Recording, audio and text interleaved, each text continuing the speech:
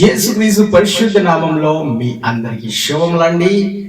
మన దేవుడు బంగారాన్ని కోరుకోవాలా, మన దేవుడు వెండిని కోరుకోవాలా, కానీ ఏంటండి మన హృదయాన్ని ఆయన కోరుకున్నారు. మన హృదయాన్ని ఆయన కోరుకున్నారని ఎలాగుందో అదే పరిస్థితిలో దేవునికి అప్పగిస్తామా, లేకపోతే వాటిని పరిశుద్ధపరచుకుంటామా, వాటిని క్లీన్ చేసి దేవుని సన్నిధికి తీసుకొస్తామా, లేకపోతే ఉన్న పరిస్థితిలోనే తీసుకొస్తామండి. ఒకవేళ ఒక ఉన్నతమైన వ్యక్తి లేకపోతే ఒక సేవకులు, ధనవంతులు మన ఇంట్లో ఉన్న పాత్రల్ని, ప్లేట్ని అడిగారనుకోండి, మనం ఏం చేస్తామంటే ఆ ప్లేట్స్ ని విమ్ సోపుతో తోముతాం, రిన్ సోపుతో తోముతాం, కొందరు సంతూర్ సోపు కూడా వేసి తోముతారు. ఎందుకంటే అది మెరవాలి, మంచిగా కనిపించాలి. ఎందుకంటే మనం ఏ విధంగా పాత్రలు వాడుకుంటామో అలాగే మనము క్లీన్ గా ఉన్నామా లేమా, మనం పరిశుద్ధంగా ఉన్నామా లేదా అని కనిపిస్తాం. చాలా మంది కొత్తవి కొని ఇచ్చేస్తారు, ఎందుకంటే మంచిగా మన క్యారెక్టర్ లేకపోతే మన విషయాలు మనము వారి దృష్టిలో మంచిగా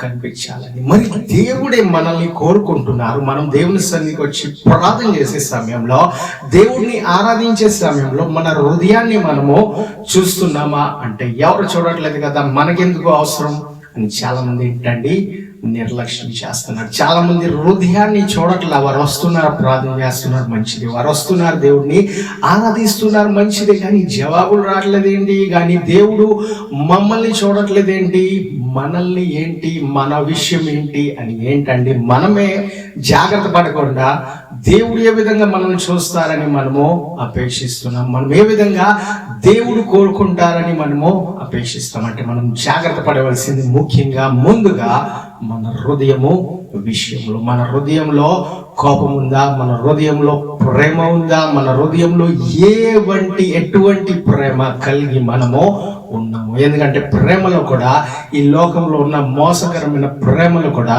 చోటు తీసుకుంటున్నాయి. ఆ ప్రేమ ఏం చేస్తుందంటే అనేకుల్ని మోసం చేస్తుంది, అలాగే మోసపోతుంది. ఒక విషయం మనం మత్తయి సువార్తలో 5వ అధ్యాయము 8వ వచనం చదువునట్లయితే మనకి ఇక్కడ అర్థమవుతుందండి. హృదయ శుద్ధి గలవారు ధన్యులు, హృదయ శుద్ధి గలవారు ఏంటండి ధన్యులు, వారు దేవుని చూచెదరు, వారు దేవుణ్ణి చూచెదరు. ఇది ఒక వాక్యమే కాదు, లేకపోతే నార్మల్ మాట కాదు, కానీ ఇది వాగ్దానంతో కూడిన మాట. అంటే ఇది గాడ్స్ ప్రామిస్ గా మనం చూడాలి. అంటే మన హృదయం శుద్ధిగా ఉంటే ముందుగా మనము ధన్యులు అవుతాం. రెండవదిగా ఏంటంటే మనము దేవుడిని చూడగలుగుతాం. ఎవరు ఇష్టపడరండి దేవుడిని చూడాలంటే? అందరు ఇష్టపడతారు. ఈ రోజుల్లో టీవీలో చూసి లేకపోతే ఫోన్లో చూసి అలసిపోయి వారిని స్వయంగా చూడాలని ఎంతో దూరం వరకు వెళ్ళిపోతారు. అమెరికా వెళ్ళిపోతారు, లేకపోతే ఏ ప్రాంతంలో ఉన్నారంటే వారిని చూస్తానికి ఏంటండి, సెలబ్రిటీని చూస్తానికి పరిగెత్తుకొని నీళ్లు మాని, లేకపోతే ఆ అన్నాన్ని మాని, లేకపోతే ఇంటిని విడిచిపెట్టి ఏంటంటే వారిని చూడాలని కోరుకుంటారు. అలాంటప్పుడు మన దేవుడే మనకు కనిపిస్తానికి ఇష్టపడుతున్నారు. వెతుకు వారికి దొరుకుతారని చెప్తున్నారు. దేవుణ్ణి వెతకాలంటే ఏంటంటే ముందుగా మన హృదయము శుద్ధీకరంగా ఉండాలి, మన హృదయము క్లీన్ గా ఉండాలి. మనం క్లీన్ లేకుండా ఏంటి అంటే మనము చూస్తున్నాం, మనము అంటే దేవుని వాక్యానికి లోబడట్లేదని మనము తెలుసుకోవాల్సిన అవసరం ఉన్నది. ఎందుకంటే మనం దేవుడు చెప్పినట్టుగా విన్నట్లయితే తప్పనిసరిగా అది జరుగుతుంది. మనం చెప్పింది మళ్ళీ దేవుడు చెప్తూనే ఉన్నాడు, కానీ మనం వినకుండా ఏంటి దేవుడు వినట్లా అని ప్రశ్నిస్తే ఏంటండి మనమే ఆలస్యం అవుతాం. మన విషయంలో మనమేమవుతామంటే మనకు కావాల్సింది మనము పొందుకోలేం. చాలాసార్లు మనము ఆ విషయాల్ని దేవుడు ఏదైతే కావాలని, దేవుడు ఏదైతే ఇస్తానని చెప్పారో వాటి నుంచి దూరము అయిపోతాం. మన బైబిల్లో ఒక వ్యక్తిని చూస్తే అహాబు గారు ఎవరికి ఆయన మనసు ఇచ్చారంటే ఆయన భార్య అయిన యెజబెల్కి. ఇప్పుడు యెజబెల్ గారు ఏంటంటే పూజలు చేస్తున్నారు, అవన్నీ చేస్తారు, కానీ ఇతరులు వాటి గురించి కూడా ఆశించే స్త్రీ ఆవిడ. అంటే అహాబుకి ఏదన్నా కావాలంటే వారిని చంపైనా ఈయనకి ఇచ్చేసేది, కానీ ఈయన ఎప్పుడు ఆపేవాడు కాదు. ఎందుకంటే నాకు కావాల్సింది నా భార్య చేస్తుంది కదా, ఈమె ఒక సింహంగా ఉంది కదా అని అనుకుని ఏంటంటే అన్ని విషయాల్లో ఆయన ఆమె భార్య చెప్పినట్టుగా విన్నాడు. ఇంకా ఆమె హృదయం ముందుగానే పాడైంది, ఈయన హృదయం కూడా పాడైంది. ఈ వ్యక్తి ఎటువంటి వ్యక్తి అంటే ఈయన రాజుగానే ఉన్నాడు, కానీ రాజు వస్త్రాలు ధరించుకోకుండా ఆయన మనసులో ఏముండేదంటే ఆ యోధా గోత్రపు ఆ రాజు ఉన్నాడు కదా, ఆయన్ని ఇరికిస్తాం, యెహోషాపాతుని ఇరికిస్తామని ఈయన తప్పుకుందామని ప్రయత్నించాడు. ఈయన హృదయం ఏంటంటే వేరే వారి కొరకే ప్రేమ లేక వేరే వారిని ఇరికిద్దాం, నేను తప్పించుకుందామని ఆలోచన కలిగి, అంటే దురాలోచన కలిగి ఉన్న వ్యక్తి ఏం జరిగిందండి, ఎవరో ఒక వ్యక్తి ఏదో తిప్పుతూ బాణం తిప్పి కొట్టాడు. అది తగిలింది డైరెక్ట్ ఎవరికంటే ఈ రాజుకి. వారు ఏమన్నారంటే ఆ రాజునే పట్టుకోవాలి. కానీ ఈ రాజు అహాబు గారు ఏం చేస్తున్నారంటే, ఇజ్రాయెల్ రాజైన అహాబు గారు తప్పించుకుందామని మారు వేషం వేసుకుని ఆయన అక్కడికి వచ్చారు. అంటే ఈయన హృదయంలో ద్వేషమే కలిగి ఉన్నది. ఈయన హృదయంలో ఏంటంటే ఆమె భార్య ఏ విధంగా అయితే ఉన్నదో అలాగే ఈయన ఆలోచిస్తున్నాడు. ఈయన నిజంగా రాజై ఉన్నాడు, ఇంకొక ఏంటంటే ఒక మంచి స్థాయి ఉన్నది, మంచి అర్హత ఉంది. వాటిని విడిచిపెట్టి మారు వేసుకుని వచ్చాడు.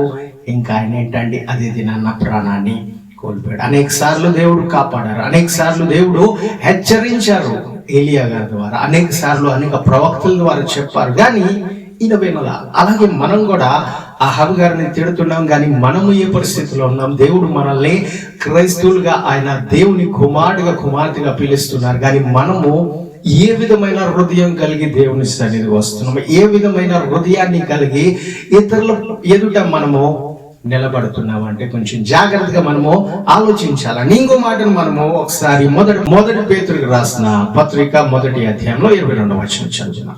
మీరు సత్యమునకు విధేయులవుట చేత మీ మనసులను పవిత్రపరచుకొనిన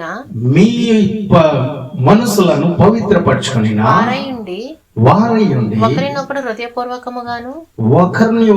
హృదయపూర్వకముగాను మిక్కటముగాను ప్రేమించుకో.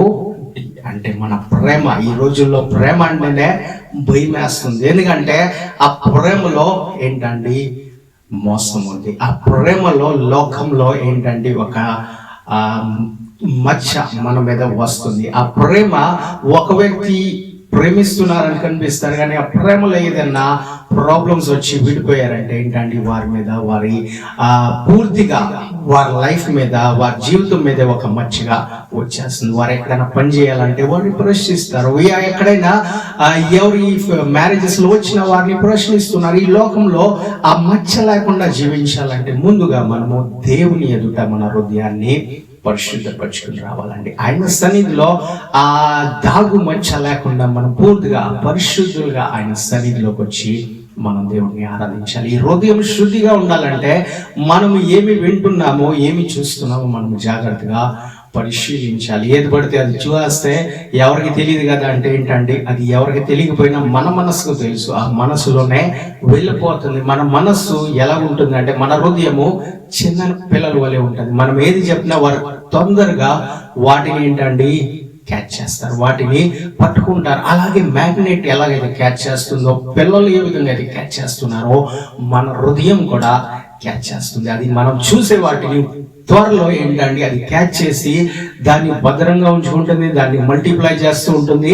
దాన్ని పెంచుతూ ఉంటుంది. అదే మన మనసులో తిరుగుతూ ఉంటాయి. ఒకసారి చూసిన ఆ దృశ్యం మనకు షాక్ తెచ్చింది అనుకోండి, ఆ షాక్ ఏం చేస్తుందంటే ఇంకా ఏది ఆలోచించకుండా అదే మన మైండ్లో కనిపిస్తుంది. ఏదన్నా ఒక చోట ప్రమాదం జరిగింది, ఎవరికో యాక్సిడెంట్ జరిగింది అనుకోండి, అది కనీసం ఒక వారం లేకపోతే కనీసం రోజంతా అది మన మైండ్లో తిరుగుతూ ఉంటుంది. ఎందుకంటే అది చూసిన తర్వాత మనకు షాక్ తగిలింది కాబట్టి అది మనము ఆపలేము. కానీ ఏంటంటే మనము దేవుని వాక్యానికి లోబడి ఉంటే, దేవుని వాక్యంలో మనం ప్రతిరోజు ఉన్నతమైన వాటిని చూసి మనల్ని మనం షాక్ తెచ్చుకున్నాం అంటే వాటిలో పూర్తిగా మనము ఫిక్స్ అయిపోవాలి. ఆ షాక్ అంటే దాంట్లోనే మనం ఇంకా పూర్తిగా మెడిటేట్ అవుతూ ఉండాలి. అప్పుడు ఏమవుతుందంటే ఆ అపవిత్రమైన వాటిని దేవుడు ఏం చేస్తారండి లోపల నుంచి బయటికి తీసుకొస్తారు. ఆయన వాక్యము మనల్ని పరిశుద్ధపరుస్తుంది. ఆయన వాక్యం మనల్ని కడుగుతూ ఉండాలంట. అందుకనే మన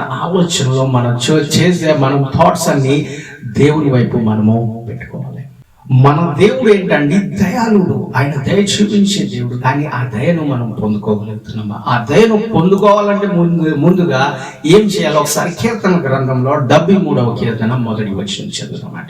ఇశ్రాయేలు ఎడల శుద్ధ హృదయుల ఎదుట నిశ్చయముగా దేవుడు దయాళుడై ఉన్నాడు. ఏంటండి ఎవరి ఎదుట? నిశ్చయంగా ఆయన కాన్ఫిడెన్స్ గా పూర్తిగా ఆయన ఉంటాను అని ఉన్నాను అని చెప్తున్నారు. అంటే శుద్ధ హృదయము మనం కలిగి ఉంటే ఆయన దయను మనము పొందుకుంటాం. ఆయన దయను మనం పూర్తిగా మన జీవితాల్లో మనము చూస్తామండి. ఆయన దయ లేకపోతే ఏంటండి, మనము ఉదయాన్నే చూడలేము, మనము ప్రతి రోజు సూర్యుడి కాంతిని మనము చూడలేము. ఒకవేళ ఆయన దయ ఉందంటే కేవలం ఆ సూర్యుడి కాంతి కాకుండా ఏంటంటే విజయాల్ని కూడా చూస్తాం తప్పనిసరిగా. మనం ప్రయత్నించే ఆ ప్రయత్నాలు కూడా సఫలమవుతాయి తప్పనిసరిగా. ఆ దేవుడు అన్నిటినీ సిద్ధపరిచారు, కానీ మనము ఏంటండి వాటిని పొందుకోలేకపోతున్నాం. మనం కొన్నిసార్లు మన ఇంట్లో సూట్ ఉంది, కానీ ఆ సూట్ సెల్ఫ్ లోనే ఉంటది. ఆ సూట్ వచ్చి మన దగ్గరకు వచ్చి వేసుకోనన్ను అని అనదండి, మనమే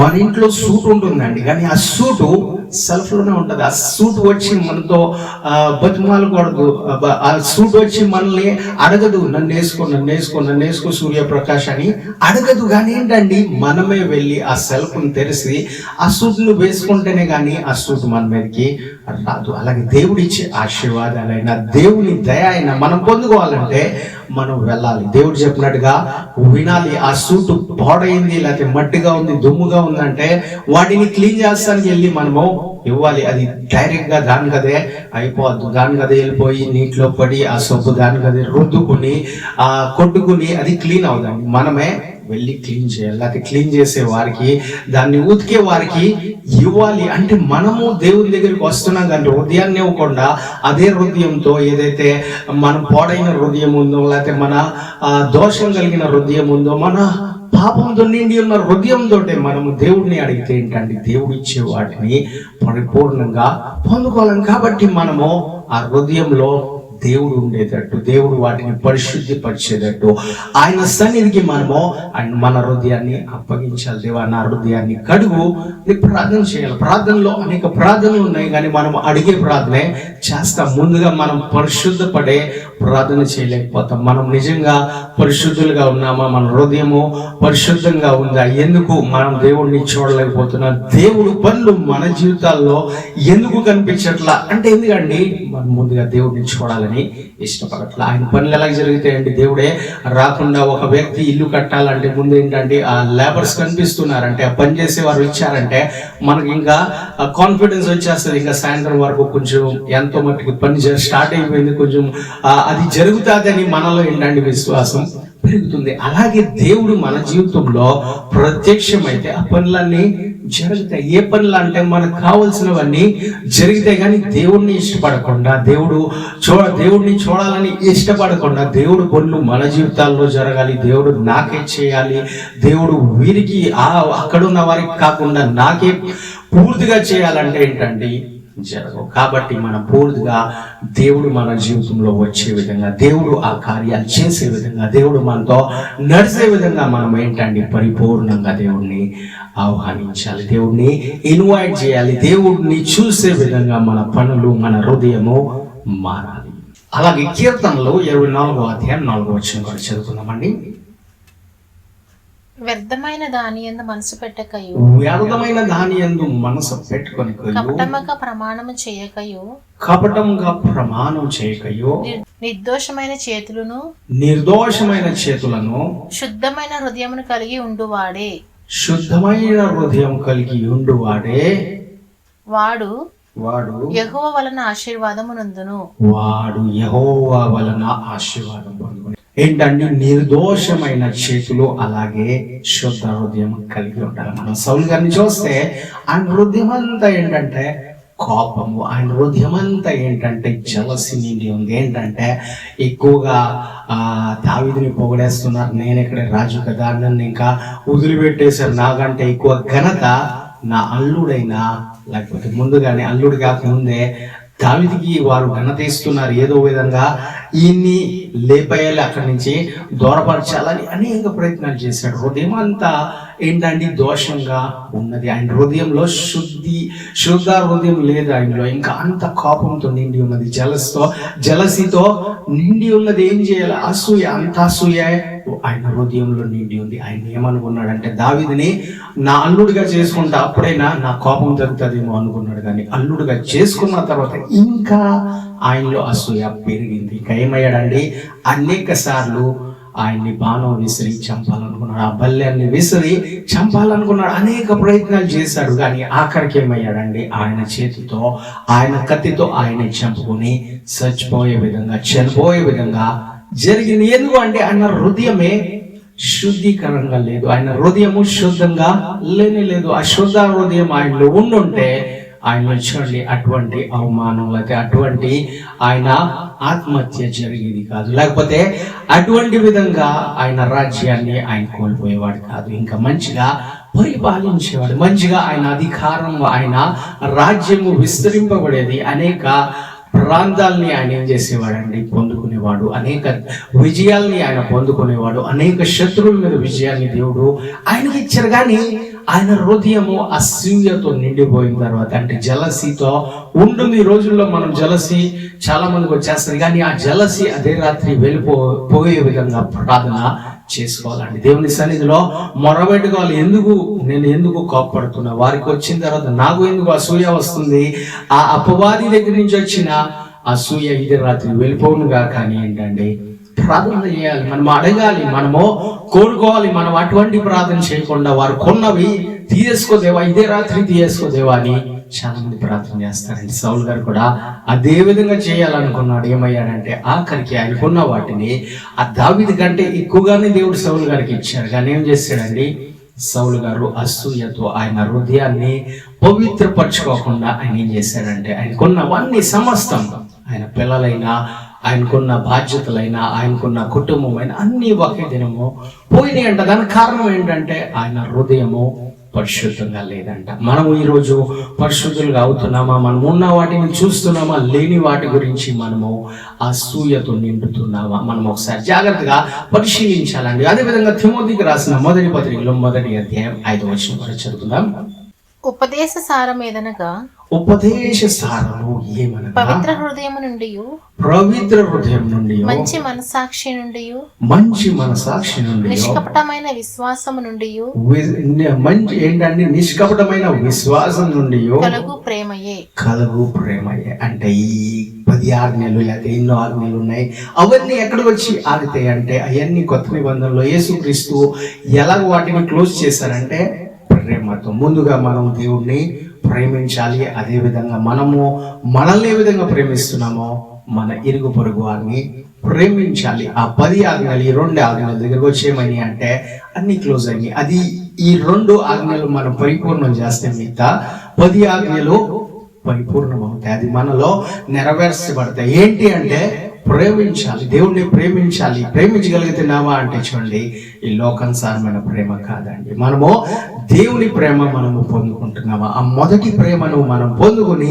అదే విధంగా దేవుణ్ణి ప్రేమిస్తున్నామండి అంటే ఏంటండి, ప్రేమిస్తున్నామంటే దేవుడి కొరకే మనము ముందుగా ప్రేమతో వెళ్తున్నామా. మనల్ని ప్రేమించే వ్యక్తి ఒకవేళ ఎయిర్పోర్ట్కి ఎన్నో సంవత్సరాల తర్వాత దిగుతున్నారంటే, ఏదో 10ంటికి దిగుతున్నారంటే రాత్రి నుంచి అక్కడ ఎదురు చూస్తారు, లేకపోతే రాత్రి నుంచే సిద్ధపడిపోతారు. మరి దేవుడు మనల్ని కలుసుకోబోతున్నారు, లేకపోతే దేవుని సన్నిధికి ప్రార్థన చేస్తానికి వెళ్ళబోతున్నామంటే ఇప్పటి నుంచి మనము సిద్ధపడుతున్నామంటే మన ప్రేమ అక్కడ కనిపిస్తుందండి. మనం చెప్పే అవసరం లేదు. మన నిజంగా మనం ప్రిపేర్ అయ్యే విషయంలో, మనం తయారయ్యే విషయంలో మనకు అర్థమవుతుంది ఎంతగా ఉంది వీళ్ళలో ప్రేమ అని. ఒకవేళ ఒక భార్య రాత్రి నుంచే రేపటి దినాన ప్రార్థన గురించి సిద్ధపడుతుందంటే భర్తకు అర్థమైపోతుంది ఏంటంటే ఎంత స్పిరిచువల్ అవడానికి, ఇంకా ఎంత ప్రేమ దేవుడి విషయంలో ఉన్నదని. లేదు, ప్రేమ లేకుండా చూపించే ప్రేమ ఉన్నదంటే భర్తకు భార్య గురించి, భార్యకు భర్త గురించి, పిల్లలకి తల్లిదండ్రుల గురించి అర్థమైపోతుందండి. దేవుడికి మన విషయము తెలిసిపోతుంది. కాబట్టి మన జాగ్రత్త, లేకపోతే మనము రెడీ అయ్యే పద్ధతి విషయంలో దేవుడిని ఎంత ప్రేమిస్తున్నామో అర్థమవుతుంది. అదేవిధంగా పక్కన వారు ఏదైనా కొన్నారనుకోండి, వాహనం కొన్నా, లేకపోతే మిక్సర్ కొన్నా, బంగారం కొన్నా, వారికి వచ్చిన తర్వాత మన రియాక్షన్ బట్టి మనకు అర్థమవుతుంది మనం వారిని ప్రేమిస్తున్నామా లేకపోతే వారి మీద అసూయ పడుతున్నామా. వారికి వచ్చిందంటే చేయను, దేవుడిని మన ఇంటికి వచ్చి మళ్ళీ ప్రార్థన చేసి, దేవా మీరు వారికి కారణం ఇచ్చారు, చాలా సంతోషం, ఇన్ని రోజుల వరకు వారు ఇబ్బంది పడ్డారు, వారు కారు ఇచ్చారని మనం ప్రార్థన చేస్తే ఏం కనిపిస్తుందండి, మనం వారిని ప్రేమిస్తున్నామని. వారు బంగారం కొనుక్కున్నారంటే దేవా నిజంగా వారిని ఆశీర్వదిస్తున్నావు, నీవు గొప్ప దేవుడు, మంచి దేవుడు, అలాగే ఆశీర్వదించు అని ప్రార్థన చేస్తున్నారంటే నిజంగా ఏంటంటే వారిని ప్రేమిస్తున్నారు. లేకపోతే వారికి దొరికిన తర్వాత దేవా ఎందుకు ఇచ్చావు, వారికి ఆ తప్పు చేశారు కదా, ఈ తప్పు చేశారు కదా అని దేవుడికి తప్పులు చూపిస్తారు చాలా మంది అండి. ఆ తప్పులు చేశారు కదా, ఆ పాపం చేశారు కదా, నన్ను ఎలాగన్నారు కదా, నువ్వు వినలేదా దేవా అని చూపిస్తారు. చూడండి, వాటిలో కనిపిస్తుంది మన ప్రేమ ఎంత వారి ఎడల ఉందో. ఆ ప్రేమ మనము ఎలాగ కనపరుస్తున్నామండి? మన ప్రార్థన ద్వారా, మన చేతల ద్వారా, మన చూపుల ద్వారా, లేకపోతే మన రియాక్షన్ ద్వారానే తెలిసిపోతుంది. కాబట్టి దేవుడు ప్రేమించమన్నారు. కాబట్టి మనం ప్రేమిస్తే దేవుడు ఏంటంటే మన కొరకే సర్వ కార్యాలు, మన కొరకే ఆయన ప్రత్యక్షమై మన కొరకే అన్ని కార్యాలు ఆయన చేస్తానికి ఏంటంటే సిద్ధంగా ఉన్నారని వాక్యం ద్వారా మనకు సెలవిస్తుంది. అలాగే 2 తిమోతికి రాసిన పత్రిక 2వ అధ్యాయం 22వ వచనం చదువుకుందామండి. నీవు యవనేచ్ఛల నుండి పారిపోము, నీవు యవనేచ్ఛల నుండి పారిపోము, పవిత్ర హృదయులై ప్రభువునకు ప్రార్థన చేయు వారితో కూడా, ప్రభువునకు ప్రార్థన చేయు వారితో కూడా నీతిని విశ్వాసమును ప్రేమను సమాధానమును వెంటాడుము. ప్రేమను సమాధానమును వెంటాడుము ఏంటంటే ప్రార్థన చేయ వారితో వెళ్ళాలి. అలాగే యవనేచ్ఛల నుండి పారిపోవాలంట. దీనికి ఎగ్జాంపుల్ ఎవరు అంటే మనకు యోసేపు గారు కనిపిస్తారు. యోసేపు విశ్వాసంతో ఉన్నారు, ఆయన నీతితోటే ఉన్నారు, ఆయన ఏంటంటే ప్రేమతోటే ఉన్నారు. ఆయనలో ప్రేమ లేదంటే ఏంటండి, ఆయన జైల్లో ఉన్నారు, చెరసాల్లో ఉన్నారు.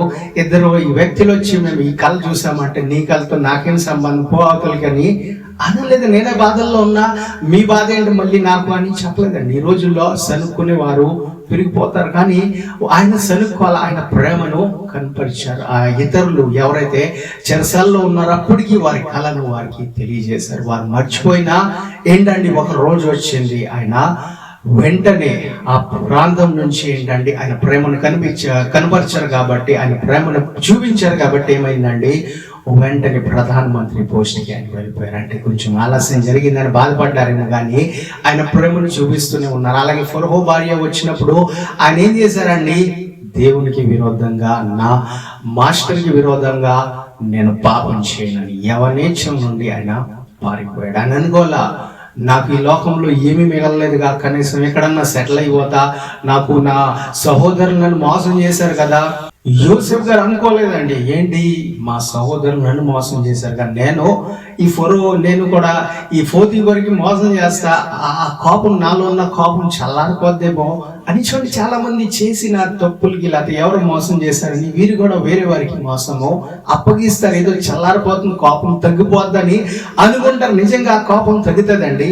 లేదు, ఇంకా పెరుగుతుంది. ఇంకో వారి మీద ఆ కోపం డబల్గా వెళ్ళుద్ది. అలాగే ఆ దేవుడి మీద కూడా కోపము వస్తుంది. ఆ దేవుడే మనల్ని శిక్షించే విధంగా మనం ఏమవుతామండి, ఆ శిక్షను మన మీదకి వచ్చే విధంగా, ఆ తీర్పు మన మీదకి వచ్చే విధంగా జరుగుతుంది. కానీ మనం యోసేపు గారిని చూస్తే యోసేపు ఏంటండి, ఆ శిక్షను భరించేవాడిగా కాకుండా దేవుని దయను పొందుకునేవాడిగా, దేవుని దీవెనను పొందుకునేవాడిగా ఆయన అయ్యాడు అని వాక్యము సెలవిస్తుంది. అటువంటి విధంగా మనం నడిచినట్లయితే, ఆ విధంగా మనం దేవుని సన్నిధిలో ప్రార్థన చేసినట్లయితే దేవుడు చెప్పినట్టుగా విశ్వాసంతో, ఆయన విశ్వాసం అక్కడ పోగొట్టుకోలేదండి. మనం విశ్వాసాన్ని లేకుండానే మనం వెళ్తాం. ఆ విశ్వాసం లేకుండా ఏం జరుగుతుందండి, మనము విశ్వసించాలి. దేవుణ్ణి సంతోషపరచాలంటే విశ్వసించాలి. అదే విధంగా మన హృదయం శుద్ధంగా ఉండాలి, పాపం నుంచి మనం దూరంగా ఉండాలి. దేవుడికి సమీపంగా రావాలంటే ముందుగా మనము మన హృదయం పరిశుద్ధంగా ఉండి మనము రావాలండి. మన హృదయం క్లీన్ లేకుండా ఏంటంటే, మనం క్లీన్ అవ్వకపోతే ఎవరైనా వచ్చి మనతో మాట్లాడాలంటే మనం ఏం చేస్తామండి, కొంచెం దూరంగా అవుతాం. ఎందుకంటే మనం పూర్తిగా క్లీన్ లేము. చెమటలు వచ్చినాయి అనుకోండి, ఈ యాసకాలంలో ఎక్కువ చెమటలు కారుతాయి. ఎవరైనా మాట్లాడాలంటే దూరం నుంచి మాట్లాడతాం. లేకపోతే 5 నిమిషాలు వస్తానంటారు. ఏంటండి, మళ్ళీ స్నానం చేసి వస్తారు. మరి దేవుడి దగ్గరికి వచ్చేటప్పుడు మనం ఎందుకండి ఇంత వాసన కొట్టుకుంటా వస్తాం, ఎందుకండి ఇంత మనలో కోపాన్ని నింపుకొని వస్తాం, ఎందుకు ఇంత జలసిని నింపుకొని వస్తాం? మనం అనుకుంటాం, ఎవరికి తెలుసు, దేవుడు చూస్తాడా అంటే దేవుడు చూస్తారండి. దేవుడు మన హృదయాన్ని చూసి అభిషేకిస్తారు మనల్ని, మన హృదయాన్ని చూసి ఆశీర్వదిస్తారు. మనం బయట ఎంత పెద్ద సూట్ వేసుకున్నా, బయట నుంచి ఎంత పౌడర్లు రాసుకున్నా, లోపల ఒకవేళ మన హృదయము శుద్ధంగా లేకపోతే, పరిశుద్ధంగా లేకపోతే ఏంటంటే మన ఆశీర్వాదాలు ఆలస్యం అవుతాయి. మనకు రావాల్సిన దీవెనలో దూరం అవుతాయండి. మనము ఏ విధంగా అయితే యోసేపు కాపాడుకున్నాడో తన పరిశుద్ధతను మనం కూడా కాపాడుకోవాలి. పోయింది మళ్ళీ ఇంకా ఏం చేస్తామంటే దేవుని సన్నిధిలో ప్రార్థించేయండి. ఆ పరిశుద్ధత దేవుడు అనుగ్రహిస్తాడు. ఆయన రక్తంతో మనల్ని కడుగుతాడు. ఆయన మనం ఎన్నిసార్లు అడిగినా ఇష్టానికి సిద్ధంగా ఉన్నారు. అందుకని పేతురికి చెప్పారు, క్షమించి. ఎన్నిసార్లు నీ సహోదరుడు అడిగినా క్షమిస్తూ ఉంటారు. అంటే మనల్ని క్షమించమన్నారంటే మనం క్షమిస్తే దేవుడు క్షమించడానికి సిద్ధంగా ఉన్నారండి. మనం క్షమించుకోకుండా ఏంటి దేవా నీ క్షమాపణ రాలా, ఏది దేవా అప్పుడు కోపాలు ఇప్పటికీ ఉన్నాయంటే మనము ఎప్పుడు కోపాలు ఇప్పుడు వరకు ఉంచుకున్నామో జాగ్రత్తగా మనం ఏంటండి పరిశీలించాలి. వాటి గురించి మనము క్లోజ్ లేకపోతే ఆ ముద్ర వేసేయాలి. ఇంకా వీటి గురించి నేను ఆలోచించను, నాలో ఆ మనసులో మళ్ళీ వారి గురించి నాకు ఆ కోపపడే ఆ మాటలు రాకుండా, ఆలోచన రాకుండా నాకు సాయం చేయదేవా అని మనము ప్రార్థించాలండి. ఒక లాస్ట్ మాటను చూసి మనం ముగించుకుందాం. మనం హెబ్రీయులకు రాసిన పత్రికలో 10వ అధ్యాయం 22వ వచనం చదివి మనం ముగించుకుందాం. మనసాక్షికి కల్మషం తోచుకుంటున్నట్లు ప్రోక్షింపబడిన హృదయం గలవారు నిర్మలమైన ఉదక స్నానం చేసిన శరీరములు గలవారమై ఉండి విశ్వాస విషయములో సంపూర్ణ నిశ్చయత కలిగి యథార్థమైన హృదయముతో మనము దేవుని సన్నిధానమునకు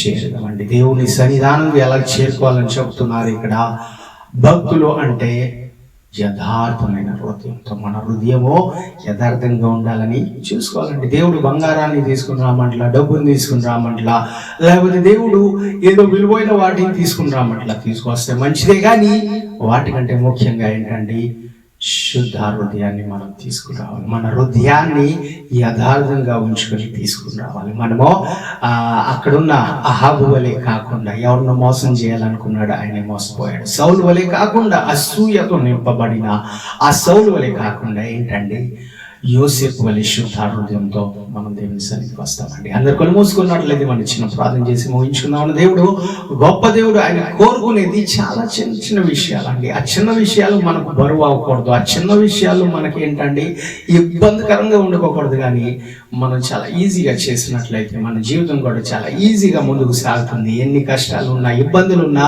మనం చాలా ఈజీగా వాటిని దాటుకొని పోగలమండి. ఒకసారి మనం కళ్ళు మూసుకున్నట్లయితే చిన్న ప్రార్థన చేసి ముగించుకుందాం. Heavenly Father, we come before you in the name of our Lord and Savior Jesus Christ. ఈ రోజు మీ ప్రియ బిడ్డలు ఎవరైతే వాక్యాన్ని విన్నారు దేవా, వారిలో ఏ ఒక ఇబ్బంది, ఏ ఒక ప్రాబ్లం రాకుండా అందరినీ దీవించండి, ఆశీర్వదించండి, బలపరచండి.